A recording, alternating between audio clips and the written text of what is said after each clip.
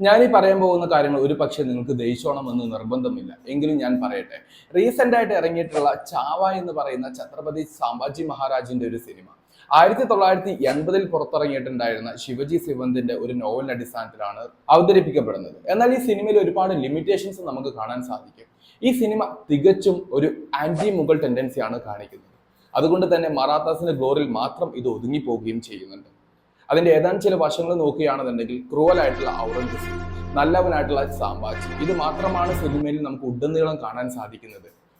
വളരെ പവർഫുൾ ആയിട്ടുണ്ടായിരുന്ന ഔറംഗസീബിന്റെ ആർമിയെ വളരെ നിഷ്പ്രയാസം കൊന്നുകളയുന്ന ഡിഫറെന്റ് ടാക്ടിക്സ് ഉപയോഗിക്കുന്ന സാംഭാജിയുടെ ആർമി, മണ്ണിൽ നിന്നും പൊട്ടി വരുന്ന സാംഭാജിയുടെ ആർമി, വെള്ളത്തിൽ നിന്നും പൊങ്ങി വരുന്ന സാംഭാജിയുടെ ആർമി, ഇങ്ങനെ നിഷ്പ്രയാസം കൊന്നുകളയുന്ന ചില സാഹചര്യം ഉണ്ടെങ്കിൽ ചരിത്രത്തിൽ യഥാർത്ഥത്തിൽ ഇങ്ങനെ തന്നെയാണ് സംഭവിച്ചിട്ടുള്ളത് അല്ല എന്ന് കാണാൻ സാധിക്കും.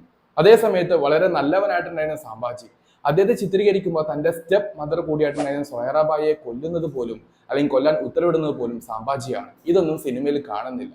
അങ്ങനെ തികച്ചും ഒരു ആന്റി മുഗൾ ക്രിയേഷനും ഒരു മറാത്ത കൾച്ചറിന്റെ ഗ്ലോറിഫിക്കേഷനും സാംഭാജി എന്ന് പറയുന്ന ഒരു കഥാപാത്രത്തിന്റെ ഓവർ ഗ്ലോറിഫിക്കേഷനാണ് സിനിമയിൽ കാണാൻ സാധിക്കുന്നത് എന്നുള്ളതാണ് എൻ്റെ അഭിപ്രായം. നിങ്ങൾക്ക് അഭിപ്രായ വ്യത്യാസങ്ങൾ ഉണ്ടാകാം, but this is another version.